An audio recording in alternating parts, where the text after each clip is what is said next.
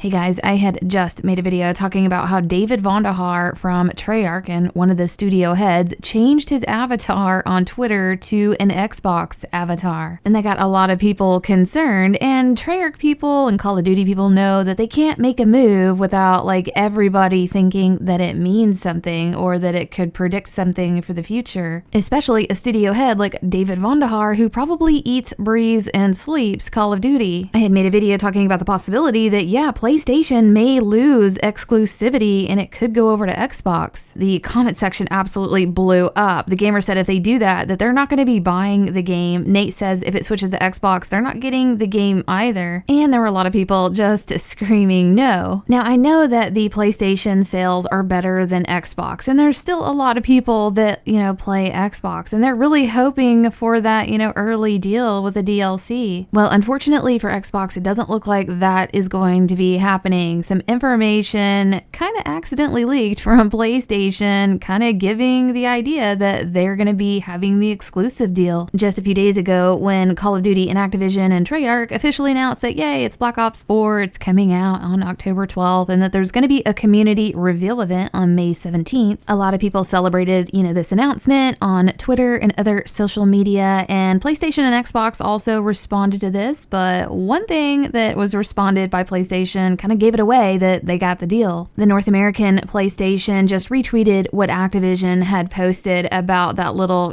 reveal trailer, so, nothing too telling there. Australian PlayStation posted saying, forget what you know, Call of Duty Black Ops 4 is coming October 12th. Stay tuned for the community reveal event, so nothing out of the ordinary there. And same thing for PlayStation Europe. They just retweeted what Call of Duty and Activision already posted. But if you go to PlayStation Mideast, it's a much different story, and they posted something a lot different, and it definitely makes it seem like, yeah, they got the deal. And a big shout out to S_Al-Nasiri for messaging me and letting me know about this. This is not something I would probably even catch because it's in a different language. It's actually in Arabic, and there is a little button there that you can push where you can translate it into English. And he did confirm that this is the proper, translation, and it says, forget all you know, join us in the launch event of the fourth part of the Black Ops series on May 17th and wait for the global launch of the game on October 12th. I don't know about you guys, but this sounds like ownership to me that, if they're saying join us, I guess they're going to be there. And the reveal events is where they do tell you if it's going to be, on PlayStation or Xbox. And Treyarch is going to have a big to-do about this reveal event. It's going to be huge, and I'm sure it's sponsored by PlayStation, and yeah, they're going to be there and they want us to join them. So as far as the other PlayStations around the world and their Twitter and social media, they don't say anything like this. This seems to be the only one that's really kind of, giving us some information. We wanted to check the Xbox Twitters to see if they had said anything and,